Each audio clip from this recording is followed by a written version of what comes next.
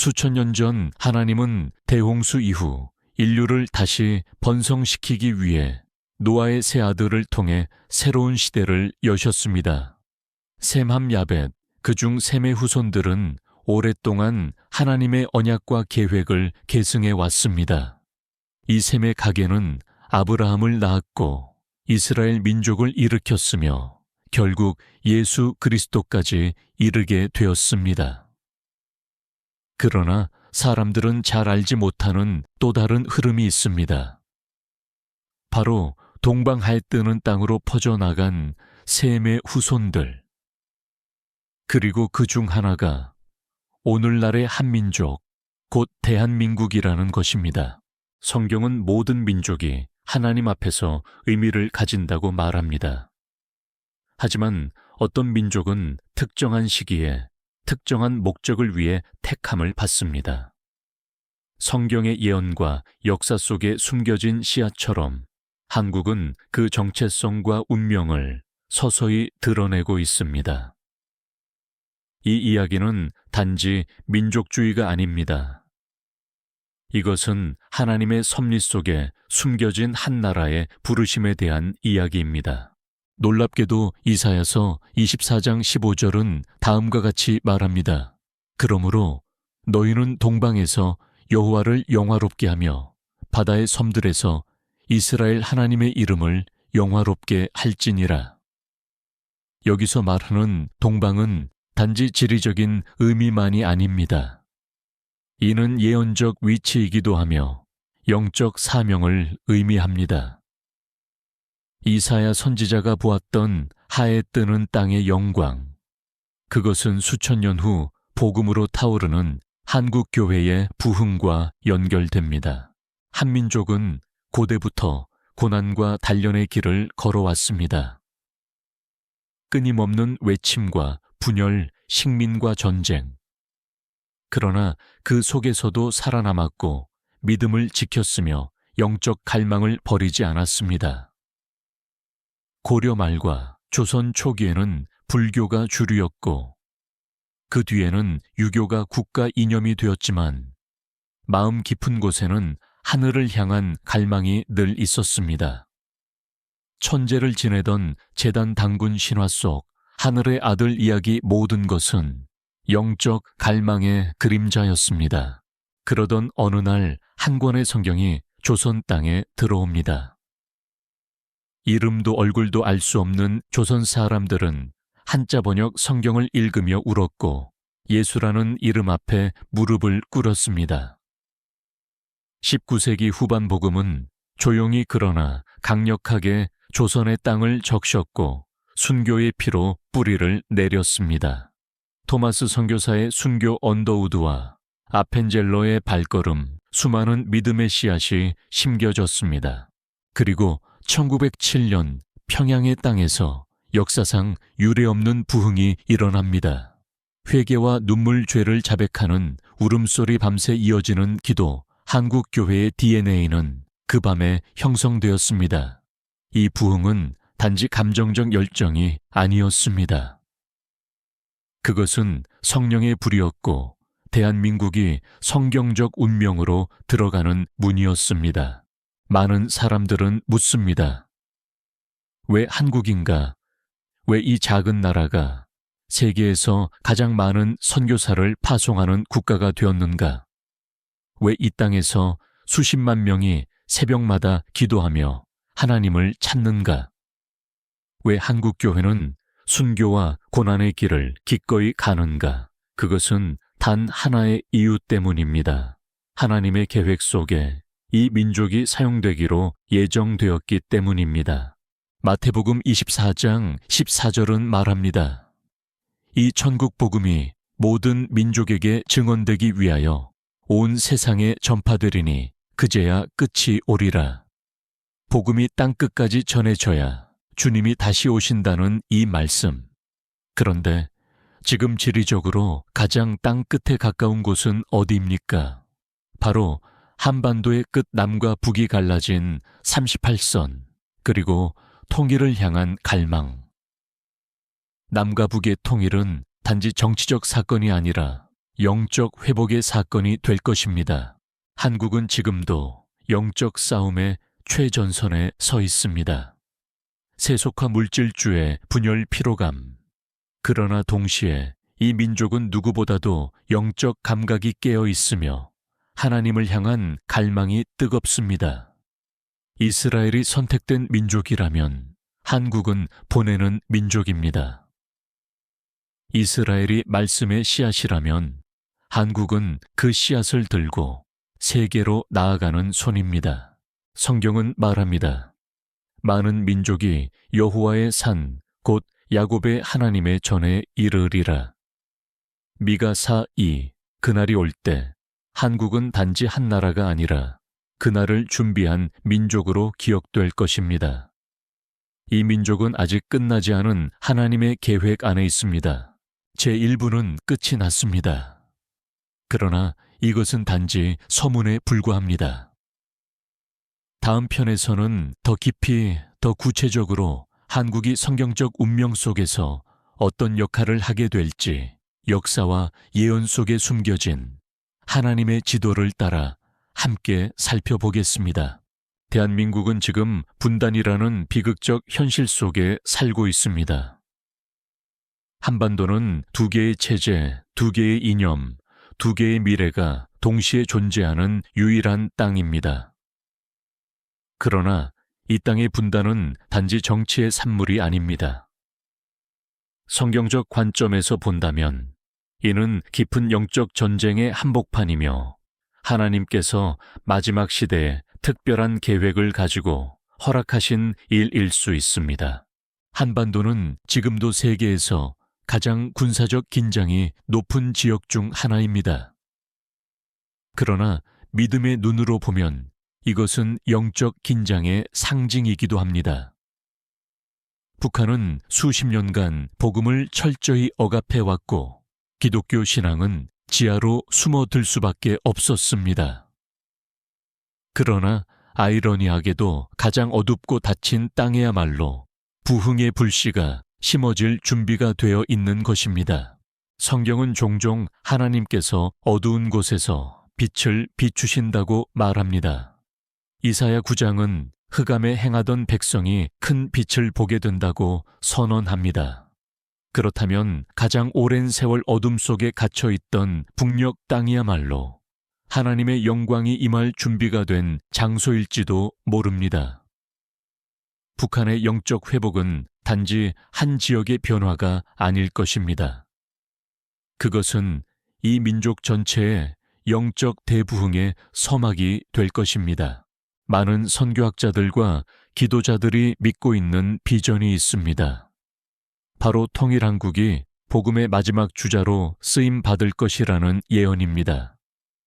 한국은 이미 세계에서 두 번째로 많은 선교사를 파송하는 나라입니다.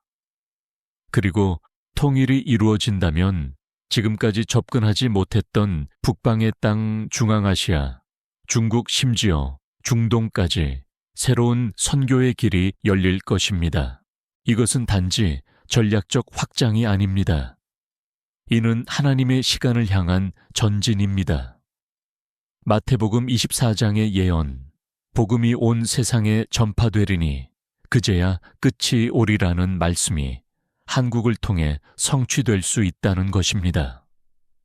그러므로 남북의 통일은 정치적 사건 이전에 성경적 사건이며 구속사적 회복의 일부입니다. 북한 땅은 이미 수많은 순교자들의 피가 흐른 거룩한 땅입니다. 평양은 한때 동방의 예루살렘으로 불렸고 1907년의 대부흥은 그곳에서 시작되었습니다. 그 부흥은 단지 과거의 영광이 아니라 앞으로 일어날 마지막 부흥의 예언적 그림자일지도 모릅니다. 하나님의 시간표 안에서 하나님은 결코 실패하지 않으시며 잊지 않으십니다. 북한 주민들은 정치적 선전과 억압 아래에서도 마음 깊은 곳에서 창조주를 향한 갈망을 품고 살아갑니다. 비록 그들의 입술은 침묵하지만 그들의 심령은 부르짖고 있습니다. 그리고 성경은 분명히 말합니다. 누구든지 주의 이름을 부르는 자는 구원을 얻으리라. 하나님은 이미 지하교회를 통해 그분의 일을 시작하셨습니다. 숨어서 찬송하고 속삭이며 기도하고 몰래 성경을 전달하는 이들 그들의 존재는 이 민족의 소망입니다. 그들의 눈물은 하나님께 잊히지 않았고 그들의 기도는 하늘 보좌 앞에 상달되었습니다. 이제 남한 교회의 역할이 중요해졌습니다. 우리는 단지 자유를 누리는 것에 머물러선 안 됩니다. 우리는 북녘 형제자매의 눈물에 응답해야 하며 복음의 통로가 되어야 합니다. 그리고 하나님께서 원하시는 시간에 이 땅의 장벽은 무너지고 한민족은 다시 하나 되어 하나님을 예배하게 될 것입니다. 에스겔 37장에서 하나님은 마른 뼈들에게 생기를 불어넣으십니다. 그리고 그 뼈들이 살아나 큰 군대가 됩니다. 한국교회는 지금 그 예언을 마음에 새겨야 합니다. 북녘 땅의 마른 뼈들, 죽은 듯 보이는 그 심령들이 하나님의 생기를 받아 일어나게 될 것입니다. 그리고 그 군대는 단지 북한의 변화에 그치지 않고 세계 열방을 향해 복음을 들고 나아갈 것입니다. 대한민국은 지금 경계선 위에 서 있습니다. 육체의 분단이 아닌 영적 부르심의 경계에 서 있는 것입니다. 하나님께서는 지금 이 민족을 통해 큰 일을 시작하고자 하십니다. 그러나 그 일은 회개와 순종 기도와 믿음으로 시작됩니다. 한국은 선택받은 민족이 아닐 수도 있습니다. 그러나 사용받는 민족이 될 수는 있습니다. 하나님의 눈은 민족의 크기를 보지 않으십니다. 믿음의 깊이를 보십니다. 우리가 주님 앞에 무릎 꿇고 겸손히 엎드릴 때 하나님은 이 민족을 들어 쓰실 것입니다. 이것이 바로 대한민국의 성경적 운명의 두 번째 장입니다. 다음 편에서는 대한민국과 이스라엘의 관계, 그리고 유대인 회복과 연결된 하나님의 계획 속에서 한국이 어떤 다리 역할을 할 수 있을지에 대해 깊이 탐구해 보겠습니다. 이스라엘 그 이름은 성경의 시작부터 끝까지 관통하며 하나님의 언약과 구속사의 중심에 서 있는 나라입니다. 그런데 놀랍게도 지구 반대편에 있는 대한민국이 이스라엘과 깊은 영적 연결고리를 맺고 있다는 사실을 아는 사람은 많지 않습니다. 두 나라는 지리적으로 멀리 떨어져 있지만 하나님의 계획 속에서는 매우 가까운 자리에 놓여 있습니다. 이스라엘은 씨앗의 민족입니다. 하나님의 말씀과 언약이 시작된 곳, 그리고 메시아가 오신 땅입니다. 반면 한국은 열매의 민족이라 불리기도 합니다. 말씀을 받아 열매 맺고 전 세계로 복음을 전파하는 사명을 감당하는 민족입니다. 하나는 씨를 뿌리고 하나는 그 씨앗을 들고 달리는 자. 그렇게 한국과 이스라엘은 하나님의 구속사에서 완벽한 팀을 이루고 있습니다. 놀랍게도 이 두 민족은 모두 고난의 역사를 공유합니다. 수천 년 동안 뿔뿔이 흩어지고 박해받아온 유대 민족과 식민과 분단 전쟁을 겪은 한국 민족. 그러나 그 고난 속에서도 신앙을 지킨 자들이 있었고 그 믿음이 민족을 살리는 씨앗이 되었습니다. 한국은 전통적으로 유대인을 가까이 하거나 알 기회가 많지 않았지만 최근 수십 년간 한국 교회와 유대인 사이에는 특별한 연합의 물결이 일고 있습니다. 히브리어 찬양이 예배에 울려 퍼지고 예루살렘을 위한 기도가 밤새 이어지며 유대인의 회복을 위해 금식하며 중보하는 이들이 일어나고 있습니다. 왜일까요? 그 이유는 단순합니다. 하나님께서 한국을 이스라엘을 위로하고 예비하는 민족으로 부르고 계시기 때문입니다. 이사야 49장 22절에서 하나님은 이렇게 말씀하십니다. 보라, 내가 이방에게 손을 들고 민족들에게 나의 기치를 세우리니 그들이 내 아들들을 품에 안고 내 딸들을 어깨에 메고 올 것이라. 이스라엘의 회복은 이방 민족의 중보와 순종을 통해 이루어질 것입니다. 그리고 하나님은 지금 한국을 그 이방 민족 중 하나로 사용하고자 하십니다. 실제로 한국은 이스라엘을 돕는 일에 앞장서고 있습니다. 전 세계에서 이례적으로 유대인을 환영하고 예루살렘을 축복하며 유대인의 회복을 기도하는 나라. 특히 한국 교회는 유대인의 메시아 되신 예수님을 믿고 전하는 마지막 통로로서의 사명을 감당할 준비가 되어 있습니다. 또한 한국은 지리적으로도 독특한 자리에 있습니다. 중국, 일본, 러시아와 인접해 있으며 유럽과 미국 사이의 중심축에 서 있는 위치. 이것은 단지 경제나 외교의 문제가 아닙니다. 이것은 선교와 중보의 전략적 위치입니다. 한국은 동양과 서양을 잇는 기도의 다리, 중보의 다리, 회복의 다리로 부름받았습니다. 유대인들은 성경적으로 올리브 나무의 뿌리라면 한국인 성도들은 접붙임받은 가지로서 감사함으로 뿌리를 돌아봐야 합니다. 로마서 11장은 분명히 말합니다. 네가 뿌리를 지탱하는 것이 아니요 뿌리가 너를 지탱하는 것이니라.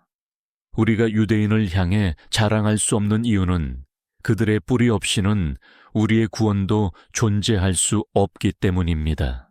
그러나 여기서 멈춰서는 안 됩니다. 하나님은 지금 한국을 통해 이스라엘이 예수 그리스도를 메시아로 받아들이는 그 날을 준비하고 계십니다. 그날 유대인들이 주님을 향해 외칠 것입니다. 찬송하리로다. 주의 이름으로 오시는 이여.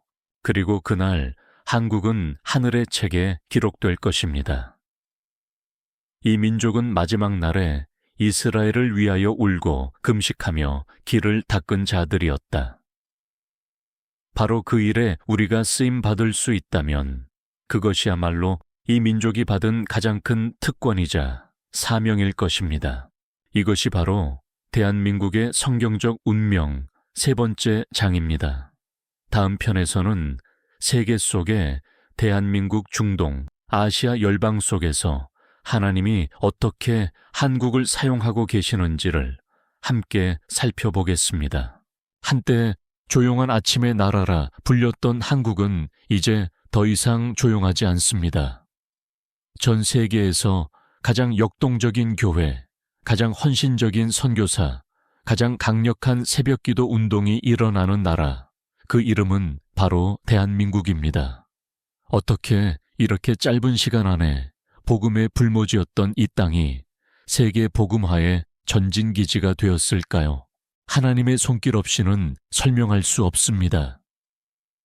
전쟁의 잿더미 위에서 태어난 한국교회는 마치 사막에서 핀 백합화처럼 기적적으로 자라났습니다.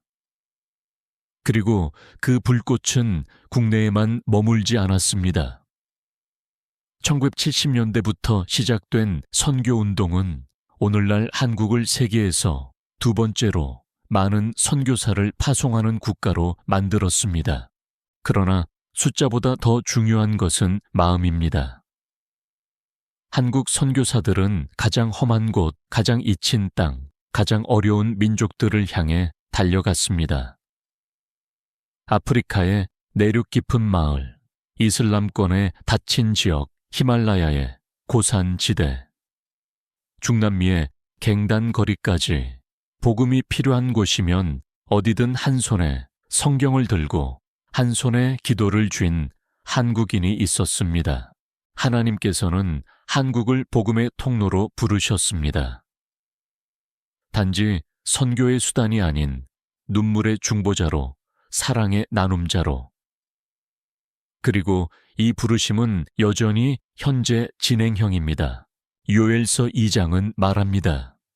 너희 자녀들은 예언할 것이며 너희 늙은이는 꿈을 꾸며 젊은이는 이상을 볼 것이며, 이 말씀은 지금 한국에서 성취되고 있습니다.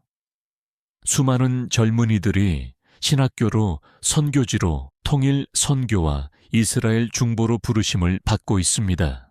이는 단지 개인의 열정이 아닌 민족 전체가 깨어나는 영적 현상입니다. 그러나 동시에 우리는 시험대에 서 있습니다. 세속화 성공주의 물질주의 신앙의 냉담, 이 모든 것이 한국 교회를 흔들고 있습니다. 복음을 향한 초심을 잃지 않기 위해 우리는 더욱 깨어 있어야 합니다.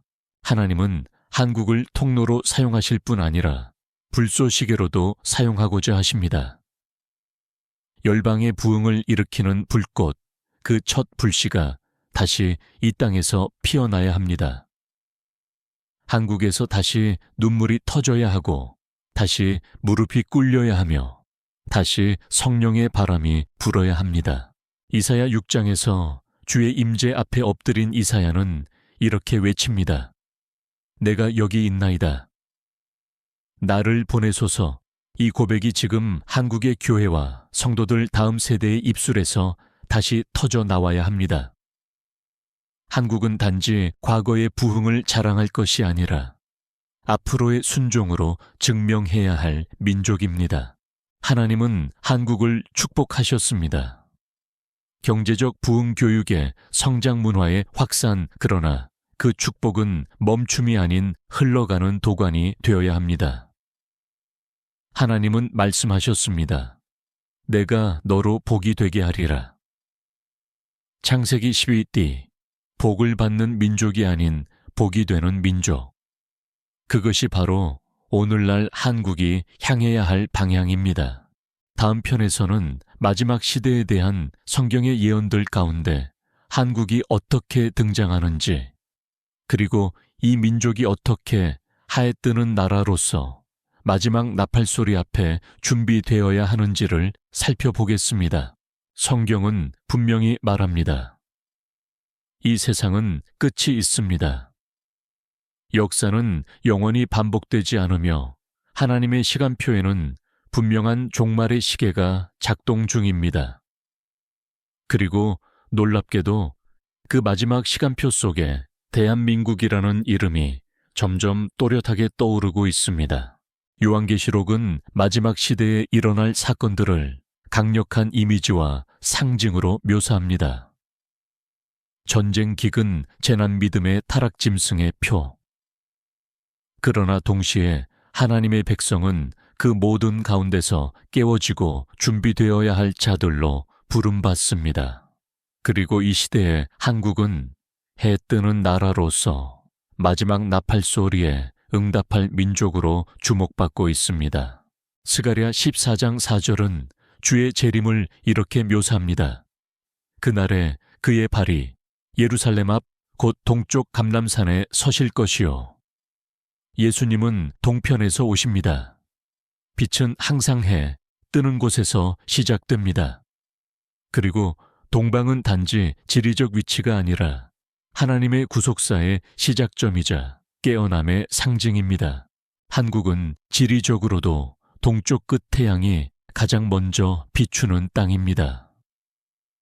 그러나 더 중요한 것은 영적으로 먼저 깨어나는 민족이 될 수 있는가 하는 것입니다. 하나님은 항상 먼저 듣고 먼저 순종하는 자들을 통해 일하십니다. 오늘날 전 세계 교회가 점점 잠들고 있는 가운데 한국은 여전히 새벽마다 기도하는 민족입니다. 전 세계 어디를 가도 찾아보기 힘든 이른 아침의 기도 불빛이 여전히 한국 교회를 비추고 있습니다. 그것은 단순한 전통이 아닙니다. 그것은 마지막 시대의 영적 알람입니다. 예수님은 마태복음 25장에서 10처녀의 비유를 말씀하셨습니다. 슬기로운 처녀는 등불과 기름을 준비한 자들이었습니다. 그들이 신랑을 맞이할 수 있었던 이유는 깨어 있음이었습니다. 지금 대한민국은 슬기로운 처녀처럼 마지막 나팔을 기다리며 영적 기름을 채울 사명을 받고 있습니다. 그 기름은 기도에서 흘러나오고 회개에서 채워지고 말씀 가운데 지켜집니다.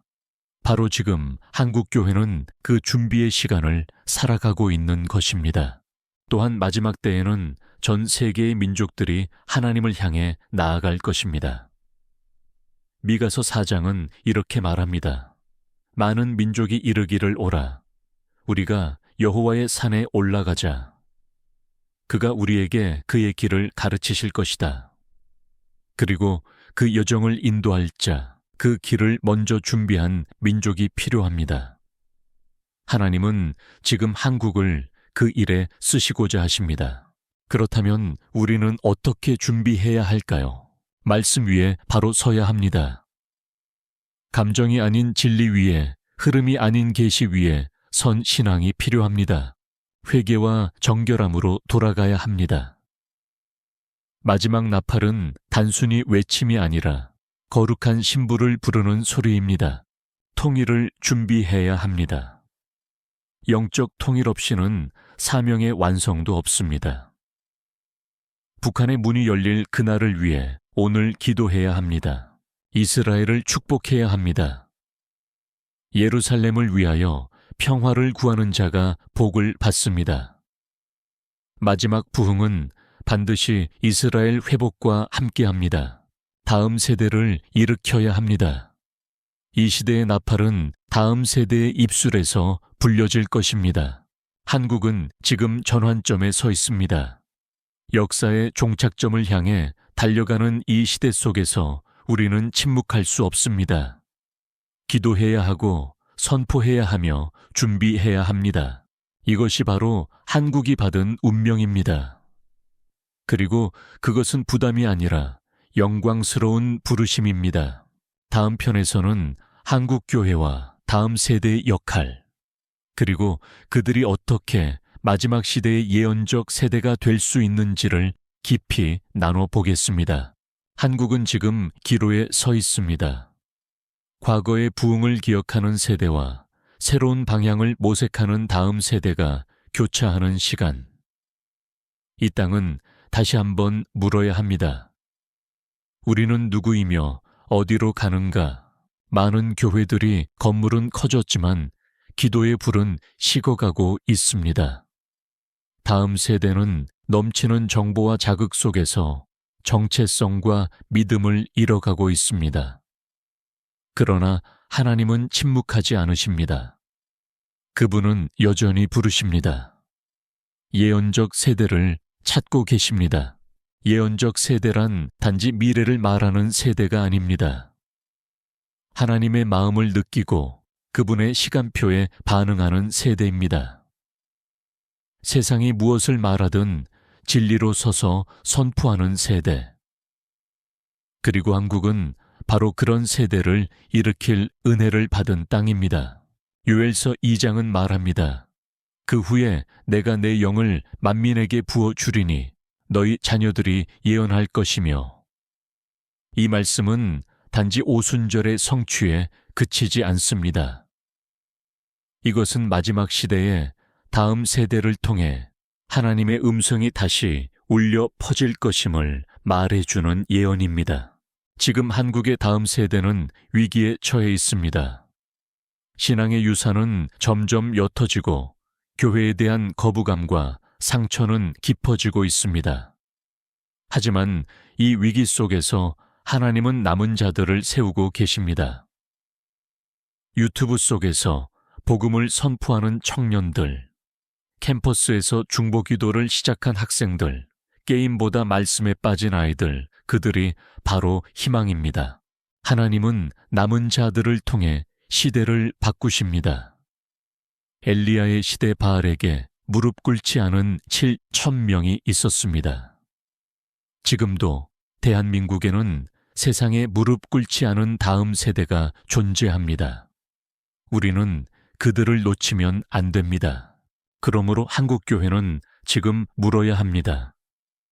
우리는 다음 세대를 위해 무엇을 하고 있는가? 예배의 주도권을 넘겨주고 있는가? 기도의 자리에 그들을 초대하고 있는가? 그들에게 복음의 불꽃을 심어주고 있는가? 지금은 건물을 짓는 시대가 아니라 사람을 세우는 시대입니다. 다음 세대는 건물이 아닌 불붙은 심령을 찾고 있습니다. 그들은 진짜를 원합니다. 형식이 아닌 본질 행사 아닌 임재 감동 아닌 성령의 충만을 갈망하고 있습니다. 이 세대를 깨우는 열쇠는 모범입니다. 기성세대가 무릎 꿇을 때 젊은 세대도 무릎을 꿇습니다. 어른이 회개할 때 아이도 눈물 흘립니다. 우리가 먼저 예언적 삶을 살아낼 때 그들도 따라옵니다. 한국은 과거에 복음을 받아들였던 민족이 아니라 이제 복음을 계승하고 흘려보내야 할 민족입니다. 그리고 그 사명은 다음 세대에게 전수되어야 합니다. 이사야 8장 28절은 말합니다. 보라 나와 여호와께서 내게 주신 자녀들이 이스라엘 중에 징조와 예표가 되었나니 우리 자녀들이 이 시대의 징조와 예표가 되어야 합니다. 세상의 흐름이 아닌 하나님의 뜻을 드러내는 도구가 되어야 합니다. 다음 세대가 예언자가 되지 않으면 이 시대는 길을 잃습니다.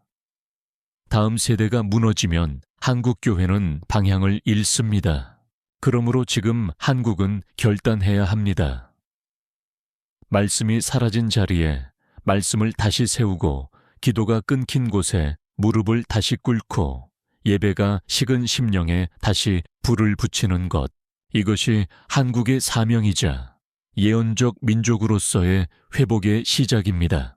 다음 편에서는 세계 열방 속에 있는 한국 디아스포라에 산 한국인과 하나님께서 해외 한인 공동체를 어떻게 숨겨진 군대로 사용하고 계신지를 다뤄보겠습니다. 대한민국이라는 이름은 단지 한반도 안에만 존재하지 않습니다. 수십 년 전 생존을 위해 떠난 자들, 더 나은 교육과 미래를 꿈꾸며 배를 타고 비행기를 타고 떠난 이들이 전 세계 곳곳에 뿌리를 내렸습니다. 이제 그들은 디아스포라 흩어진 한인 공동체가 되었습니다. 그러나 하나님 안에서 흩어짐은 결코 우연이 아닙니다. 성경은 말합니다.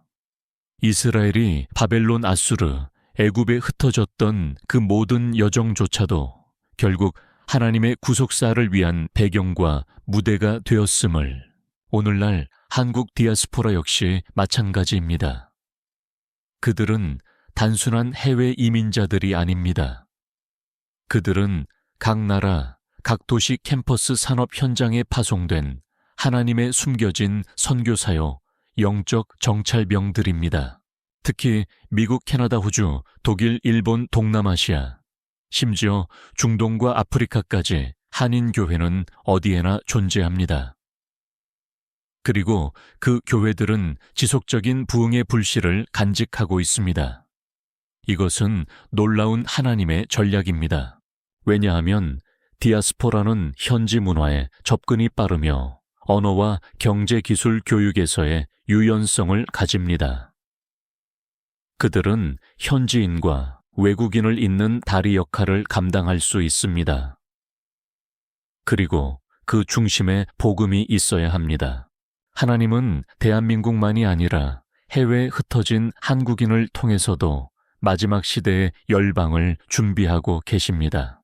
디아스포라 한인 2세, 3세들 가운데 하나님께 쓰임받는 인물들이 일어나고 있습니다.